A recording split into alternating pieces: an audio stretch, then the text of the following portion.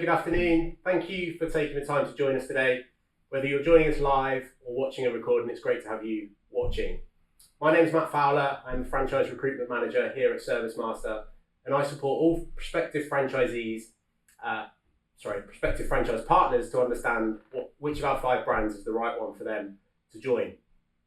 Merry Maids is the global leader in domestic cleaning with over 40 years experience and more than 500 global locations. And I'm delighted that we've got Tom Jackson here today to talk about his story. Our model is built on regular recurring revenue, with 90% of that revenue coming from customers having weekly, fortnightly or 4-weekly cleans.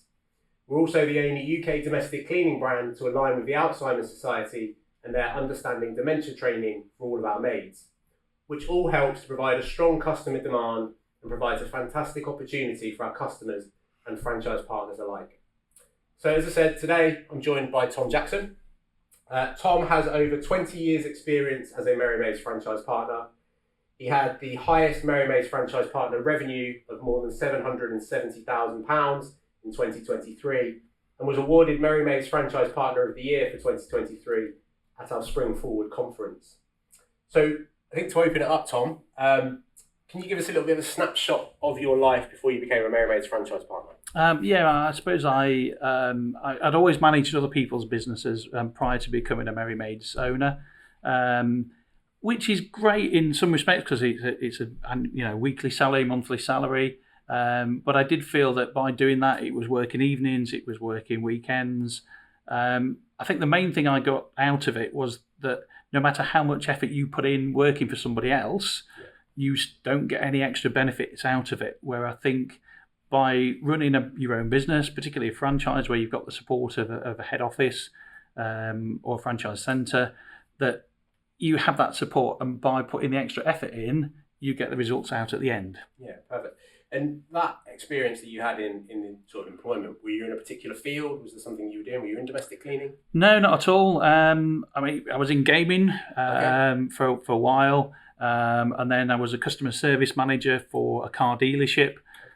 So something sort of totally different, really, in terms of where it was, the industry. But I suppose I'd got management backgrounds that helped me develop this business. And I suppose I always knew with Merry Maids that I was never going to be cleaning. I always wanted a managed business where, our staff would go out, they would obviously do the work, do the cleaning, and obviously I'd be able to manage those teams of cleaners and manage the customers. Yeah, I think that's a really good point, actually. So this is very much a management franchise, as correct, your lived experience shows.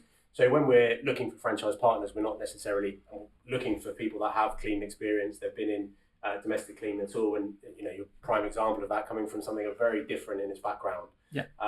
But being able to take that management skill, managing people, and bringing that into a business, as you say, where you can see the full benefit of it. When you were in that employed environment then, and you were looking at other opportunities, what is it that particularly drove you to move into a franchise business? I think for me, yes, you can start your own business. Yes, you can go out and it can be Tom's Cleaning. But I just felt that the franchise model is a sort of halfway house between working for somebody and taking a salary, and this is you do what you're told to do, or being your own boss and this is your business alone. And I thought that being a franchise was a sort of a good halfway house, that you get the support both from the network, from the other franchisees, and both from yourselves at ServiceMaster. You get that support from everybody, really, and it's the best of both worlds. So it's your business. So if you want to take a day off, you can take a day off. If you're happy with the business and you push it forward, it's down to you to do that. But I thought there was still that benefit and the backup of a head office sort of thing behind you. Having a function behind you. And then marketing. I mean, the marketing department here is fantastic. And if that was Tom's Cleaning, I wouldn't be able to get anywhere near the sort of benefit that we get from being part of a franchise network. Again, with Alzheimer's, they wouldn't partner at all with Tom's Cleaning. It's the brands that push that forward. So you mentioned that a couple of times there about the benefits that you've seen of being part of a network versus setting up Tom's Cleaning, as you've named it. Before you were deciding whether franchising was the right route for you, what sort of research were you undertaking? What type of things were you doing? I appreciate it was 20 years ago. You've got to cast your mind back. Yeah. So I suppose, I did go to obviously some of the road shows. There was one at NEC, one in Manchester. I'm sure there's one in London. So I suppose I did that research to look what was out there. I suppose I decided on Merry Maids because I felt it was the right fit for what I wanted out of life.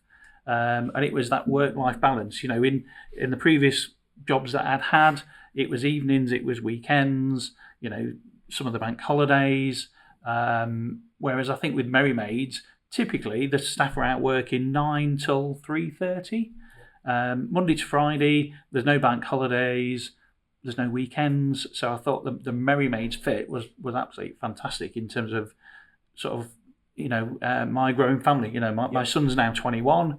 And he was going to nursery at 7 o'clock in the morning, coming back at 7 o'clock at night. And I knew if I didn't do something, that wouldn't change. Yeah. And was it that lifestyle factor alongside the wanting to see the fruits of your labour and the efforts that you were putting in that drove your decision to move into franchising? Yeah, it was. And I think, again, I did look at other franchisors, and I just felt that the Merry Maids brand and the Merry Maid product fitted what I wanted out of my life and sort of my growing family. As I said, it was Monday to Friday, 9 to 5, but you also had the backup of ServiceMaster behind you to sort of push it forward. Yeah, perfect. Be interesting just to hear, you mentioned obviously about the support that you were looking for when you were deciding on a franchise brand. How much support do you get as a franchise partner, and how has that changed as you've become more established and your business has become more profitable? I think that the biggest benefit currently at sort of my size of business is the marketing department. The Google, the Alzheimer's Society, some of the initiatives they come up with, I wouldn't do those myself if it was just my cleaning business. So I actually think the marketing department is fantastic at doing something like that. I think the making sure that you're doing things correctly as well in terms of a business is very good within Merry Maids. That there's obviously things that you need to follow, things to make sure that you're doing correctly. How things changed, I think, as initial franchisee, there's a massive amount of more support when you're like a brand new franchisee, both from head office or ServiceMaster and also the other franchisees. We've got a lady that started up at Mercy that started a franchise recently, and I still probably talk to her probably once every couple of weeks, and she's been down to visit us a number of times. So I think now it's different, that maybe now we're imparting our knowledge to other people. Yeah, and I think that's an interesting point you make there, Tom, because that's one of the things that I talk about quite regularly when I'm talking to prospective franchise partners, is about the value of having that network of others that have already trodden that path that you're about to go and tread. It's all well and good having the franchisor as your support function, but actually having a really cohesive and supportive network of peers is also really, really powerful. So the fact that you took value from that and you're now able to pass your knowledge forward to other new entrants to the Merry Maids brand, I think is a really, really powerful thing. And one thing that probably when you're first looking at an opportunity, you perhaps don't appreciate. You'd have come from being part of a team, being part of a business, if you've come from an employed capacity where you're used to having that around you, and you probably take it for granted. And it's not until you make that step into self-employment and owning your own business, where if that's not there from the rest of the network, then you can feel quite lonely. And you haven't suddenly got that sounding board of people to talk to and that knowledge, which, it's great to hear that you've got that in Merry Maids and that we were able to provide that for anyone that's thinking about an opportunity. You've touched a couple of times on the marketing piece and the value that you've been able to take from that. Just talk a little bit about what support and guidance they've been able to provide to you. So at the moment we have like regular marketing meetings that will, I think it's usually once a month, that'll be like an online meeting to talk through, we're going through this process at the moment. This is how we might be able to increased marketing on Google. This might be like a leaflet drops. This might be how we're marketing in this business that's working. So I suppose it's like a monthly regular meetings that does make you focus on your business a little bit more, rather than just head down and keep going. It is, that taking time out probably once a month with the people from marketing, and having that meeting means you step up and think, actually, how can I improve? How can I get my business to the next level? I guess it's that piece about taking the expertise of somebody that's got knowledge in an area where perhaps you haven't quite got the same level of experience, but also so you're hearing best practice and you're hearing sort of how things should be done. But I guess there's a degree of accountability as well on those calls where you're offering up the type of activity that you're going to take forward and the things that you're going to do. And because you kind of aired that to everyone, there's a degree of, okay, I've got to follow through on it now, which, the adverse effect of that is that it has the positive knock-on effect for business. So. And again, I suppose I am quite competitive, so I will have my own personal targets that we want to achieve. As you said, we're the biggest Merry Maids in the UK at the moment, and we want to keep it that way. And we've got a couple of other businesses that are growing, and me and my team, we want to keep that distance, and we want to keep pushing our own business forward. But I suppose the biggest benefit, again, of a franchise network is we're not in competition with Gina in Wakefield or Nikki in Blackpool. They're quite happy to share things that have worked for them, and it's best practice across the network. It works across the board because we're not going to steal their customers. We all want to grow at the same time. Yeah, absolutely. Again, one of the other sort of common questions that I get when I'm talking to somebody for the first time in those early conversations is about, where's my business going to come from? How am I going to market it? How am I going to take on those first few clients? When you were first starting your business, can you think back to how you found your first few clients and just talk a little bit about that? Yeah, I think the first few clients were leaflets. Again, it was a leaflet drop, which I think is generally how the sort of a brand new franchisee sort of starts. It'll be a leaflet drop. It's getting your name onto Google, but I think 20 years ago it was really leaflets. So it's about we took on 2 members of staff. We were out there pounding the streets, dropping leaflets, trying to get our first customer, second customer, and sort of build it from there. I think the customers now come from various ways. It's Google, local marketing. Word of mouth is really good because obviously after 20 years of cleaning people's houses, there's a lot of people out there recommending us. But initially it was leaflets. Yeah, perfect. And I think that is that we have that marketing support function. So for anyone that is new coming into the network, they will get time with the marketing manager for Merry Maids, and they will take that time and they'll plan out what their marketing journey is going to look like over those first 12 months, and then help them and be that support to put that into action. So that ranges everything from leaflets, as you said, through to digital assets that can be used on social media. There's a full support network of marketing material, and it's interesting to hear that that good old fashioned leaflet through the letterbox was how you got started, and as you said, like over 20 years, word of mouth being now a really powerful piece. You do a good job by one person, they tell another person, and so on and so forth. Thinking again back to when you first started your business, how quickly were you able to build up that client base? Obviously it starts with the one client through the leaflet through the door, and then kind of scales from there. Can you think back to how quickly you grew business? Probably about the first year. We probably 6 months. I suppose it depends in terms of what your base costs are. So we'd got an office, which if you're starting off, you might decide not to have an office or work out of an office, but we had an office.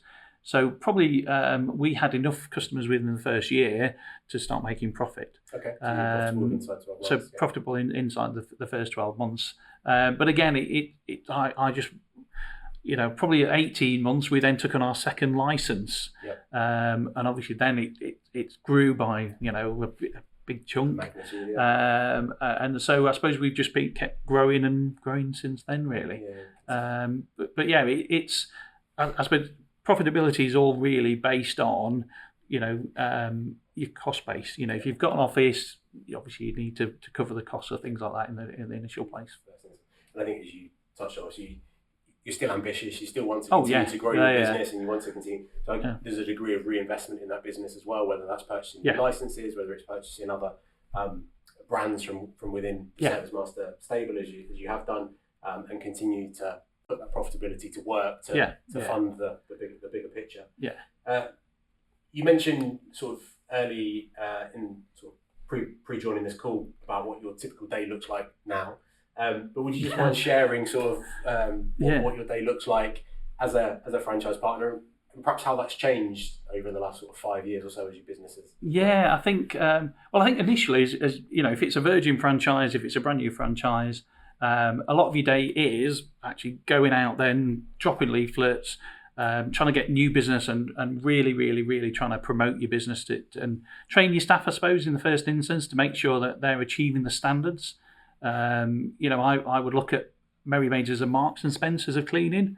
It's a top level brand, and it's a top level clean. And obviously the customers expect a top level clean for what they're paying. So it's making sure that your staff are achieving that. I said initially, when you first start, it is just about getting out there, trying to build your business, trying to grow your business. I suppose my day 5 years ago was, if I'm honest, it was probably too easy. Okay. And we got our current Merry Maids maybe 5 years ago was at a stage where I just needed another challenge to add to the current businesses that I had. And I was probably working from home maybe 3 days a week, go in an office a couple of days a week. And I said I just needed that challenge. So we've grown since then.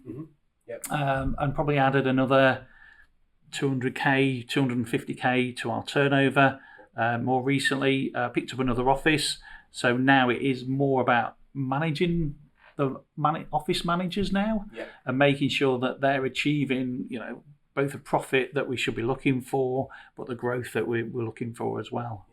I think that's a really key point that you made, Adam. So Merry Maids opportunities is really scalable, isn't it? In the fact you can start with one territory, you can start with one location, and within that territory and location, you can scale that out to be whatever you want it to be. But equally, if you want further geographical presence, then you can take up other licenses, whether that's resales of existing franchise partners that are looking to exit the network, or virgin territories and white space that's on the map at the moment, and you can start to build this out to be whatever works for you. And it's great to hear that you've done that. You've added these territories on, and it's become a bit of a puzzle piece where you start to slot pieces. It is. So I mean, our most recent acquisition is Stafford.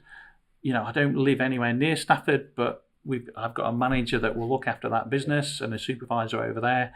And I'll probably go over once a week, once every couple of weeks to manage the business.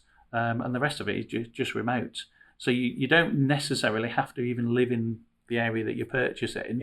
You have a team that will run that business for you. Yeah, absolutely. If you're prepared to invest in the structure and have that local management presence and the oversight of what's going on, then absolutely you can be off territory. So to align with the ambition, and again, I know we talked about this prior to joining us live, but what are your main focuses then for the rest of 2024 for your Merry Maids business? I think my first focus is obviously increased turnover. And I suppose, I think you alluded to it, we did 775, I think, last year. I want to be the first Merry Maids to 1 million in the UK. So that's really when my next goal is at. I suppose I've got to make sure it's done profitably. So it's not about just buying in new sort of leads or new customers. It's trying to maintain that sort of customer base. I think it is, just trying to keep growing. But I said, my target's got to be £1 million. Absolutely. And I have every confidence that you'll get there with the resources that you've got and the structure you've got, and just that ambition that you've also got. So looking back over your sort of 20 plus years then experience now as a business owner versus as an employee, what do you believe are the key attributes that a prospective franchise partner should have or be prepared to develop as they move forward into that journey? probably calm. Again, things crop up. Whether it's a member of staff that's not well, whether it's customer holidays, staff holidays. I think you've just got to look at the what's going wrong, what's happening, and just be quite calm and look and sort of plan it. Yeah. So I think you've got to be able to have an overview of your business and not get caught in the nitty gritty. Yeah. And really sort of it's got to be an overview. I think you've got to really management, team management. I think that's a really good sort of skill to have, because I think as you grow, your team's going to grow. And it's suddenly not big. If you're a virgin area, it might be you and 2 cleaners. Yep. It's you and 4 cleaners, you and 20 cleaners. And at that stage, you might need an area supervisor, you might need an office manager. So it's not just about managing 1 or 2 cleaners. It's how you move that forward, really, and develop the team around you. Yeah, perfect. One of the other common questions that comes up when I'm talking to prospectives is around the sales and business development skill that you need to sort of hone as you start to get into it. It's well and good putting the leaflet through the door to make the phone ring, but then what happens between phone ringing and customer onboarding?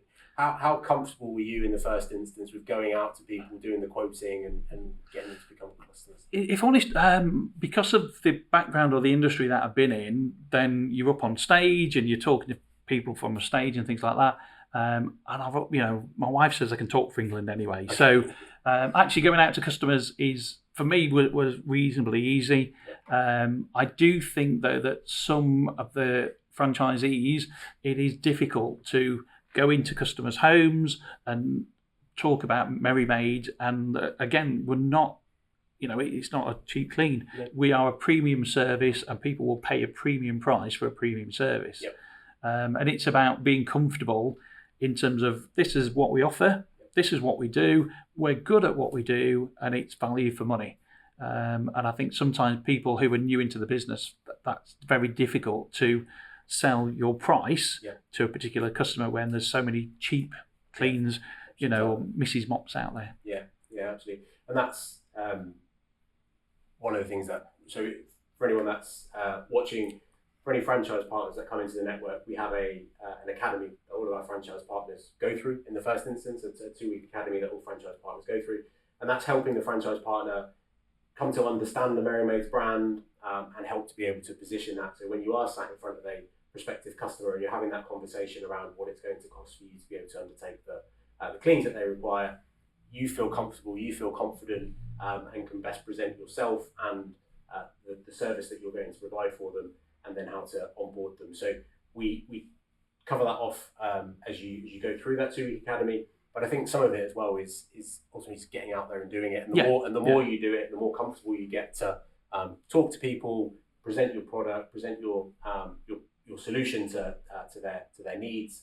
And there are going to be times you get no's, right? I'm sure there's not every time that you guys go out to quote, even now, where people take you up on it. Yeah. It's just about being able to roll with. Yeah. I think you're right. But again, I suppose as part of the onboarding process, that sort of 2 weeks of sort of where they come and learn about Merry Maids.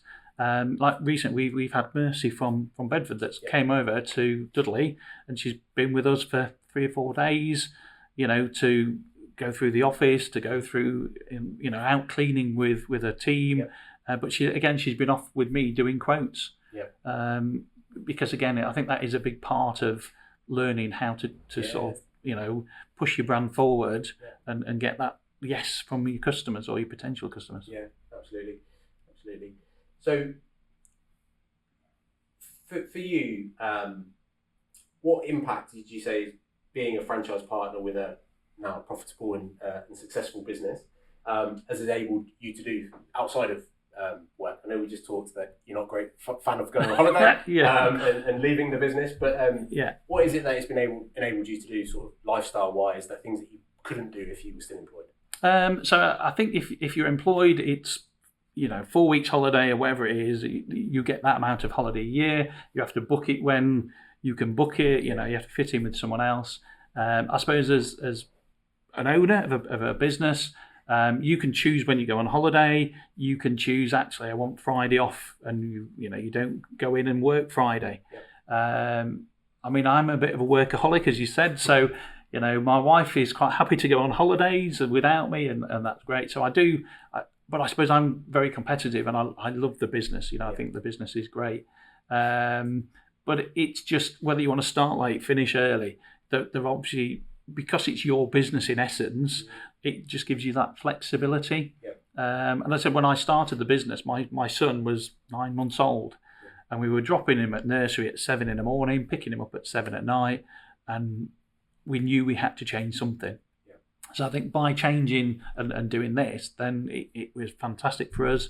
And my wife, probably after about 5 years, sort of joined the business as well. So she works in the business as well. Probably in a reduced manner now, because we're obviously at a size where we've got that support in the offices to help me, but she still works in the business now. Yeah, so a real sort of family entity. Yeah. Perfect. So if you could roll that clock back now then to the beginning of your franchisee journey, what would be the one piece of advice that you received or you wish that you'd received that you could impart on somebody now that's thinking about? This is easy. Again, I'll say if any of the new franchisees come to us, it's think big. Okay. Always think big. Don't think it's just you and 2 members of staff. Whatever process or whatever you're doing now, don't think it's you and just this little business. It's not. It's going to grow to 20 staff, 40 staff, 60 staff, 120 staff. It's going to grow. So think big. Have lots of ambition. There's a league table. I love the league table. I think there's a lot of competitiveness between us and the other franchisees. It's definitely, if I was saying to somebody new, think big. Yeah, perfect.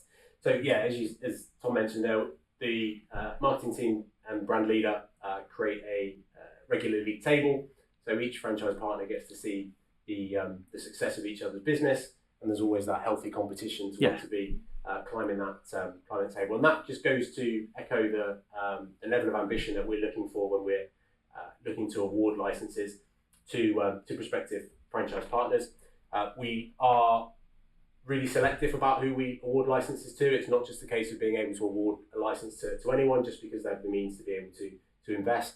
We're very protective about that network, as Tom mentioned, about having a network that's going to support each other for the benefit of those that are coming in, and then those that come in adding value to the network as well. So everyone continues to benefit from that strength. So we are really selective around who we bring into the network, and also again that representation of the brand. We're not we are a premium service product, and therefore we want franchise partners that buy into that, they believe in that, and that's what they want to be representing when they're out having their maids clean their customers' homes. So on that note, we're looking to award 6 franchise licenses in 2024. So following this live, we will be sharing out the recording along with contact details for you if you are interested in having a further conversation about how you can be one of those 6 prospective franchise partners that we look to award a license to in 2024. Now, please do use the chat function should you have any questions as we come to the end of this live. We will start to answer those questions. We have had some questions sent in already, so I will just look to go through those now and either answer them or I may put the questions to Tom to answer. But if you do have any other questions, then please do drop them into the chat box, and we'll answer those as we get to the end. So one of the questions that I've had in here from Tom is what support do I get? And I think yourself, Tom, have sort of highlighted that in terms of the level of support you get, both from the existing network of franchise partners, but also from the marketing support.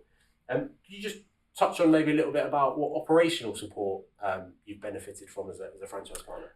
I think obviously we've got Vicky as a brand manager, so she'll bring in sort of, these are processes that we need to do, but I think a lot of it is sort of other franchisees. You'll find something that works. I've been up to Inverness, I've been to Blackpool, I've been to visit other sites, other Merry Maids. Again, they've been down to my business, and I think it is about taking best practice from other businesses and introducing that into yours. Yeah. But I think Vicky as a brand manager, a brand leader, Again, she's brought a lot of items in, and again, it's just trying to bring those best practices in so that every business is doing the same. So from that support perspective, we have a brand leader. So we have Vicky, who's out in the field. She's the go-to person for our franchise partners to liaise with around operations. And then we have the marketing support function. The marketing support function being there to help drive that business development and help to put the brand in front of as many people as they possibly can within the territory, and help that phone ring, help those leads find you that need those cleaning services for you to be able to go out and quote. Tom has also asked another question here about what happens when I want to sell my business. Now, with so one of the misconceptions about a franchise is that it's not saleable. I'm going to put all my time and effort into this. Yes, I'm going to collect an income as I go along, but it's got no value at the end of it.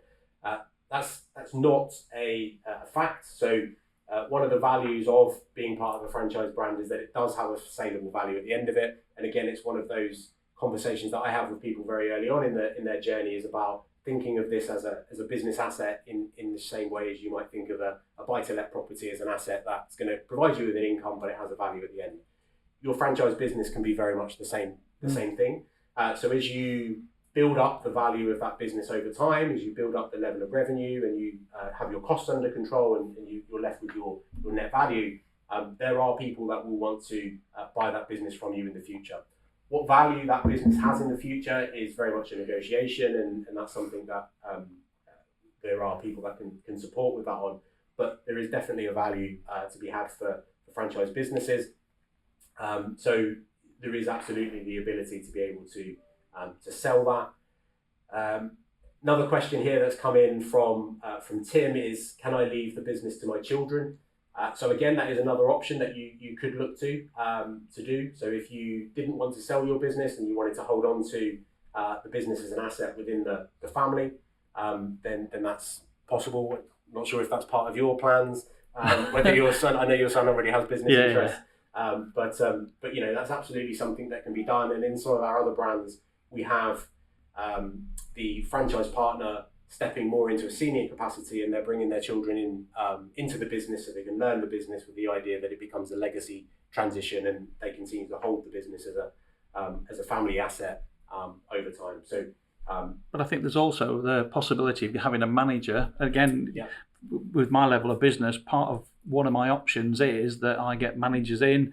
They run the business when I'm retired, and I still gain an income from that business if I'm retired. Yeah, absolutely. So that's a great point, Tom. So yeah, there's absolutely the ability there for you to be able to keep hold of the business, have a management team that pretty much look after your day-to-day, and you still collect an income from that, whether that's for a salary, whether it's for a dividend, however you choose to structure that, but you can still take earnings from it.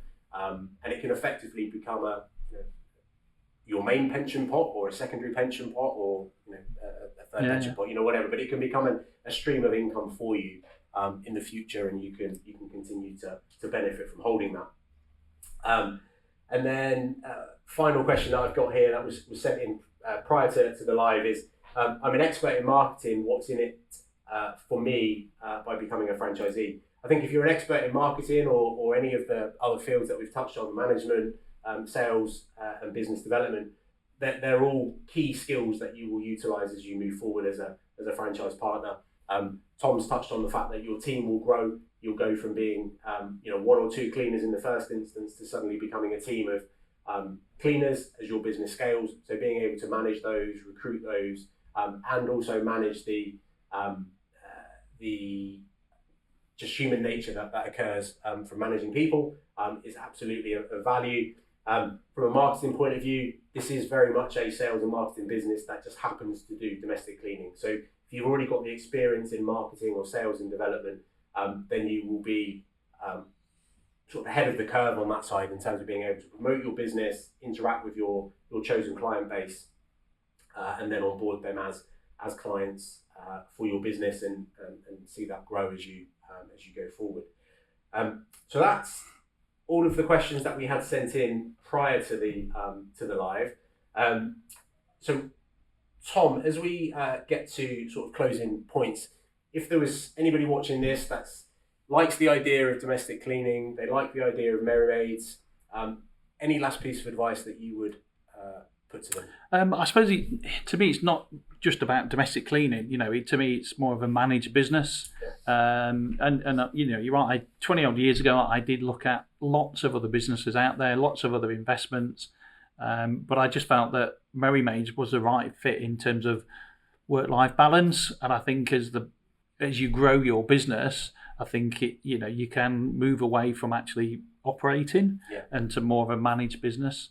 So to me, that it's not a man in a van. It is more of a managed business. It's where you can grow and grow and grow, and really the only ceiling is what you want out of it. Yeah, absolutely. I think that's a really key point. So this is very much a managed business, as Thomas said. It's not about you doing the doing and doing the cleaning yourself. It's very much about instilling yourself as the manager in this franchise opportunity and building out the business around you, starting with the maids, and then as you obviously scale that business, other assets and resources within the business, whether that's supervisors, managers, or your own sales and marketing function, your own business development function, to help you continue to grow that. And the only limitation is you and your mindset, which I think comes back great to that piece about Think Big. And there's a great book, I don't know if you read that, called Think Big, but yeah, that whole process about setting your sights on the biggest objective you can, and then continue to work towards that on a day-by-day basis. So as I said, the recording of this will be shared. If there is anyone that's watching that would like to learn more, then please do reach out to us and make contact. More than happy to have conversations around Merry Maids and also the wider stable of brands that we have within ServiceMaster as a franchisor. Thank you very much for watching. Hope you've taken value from it. And thank you, Tom, for your time. You're welcome. Thank you.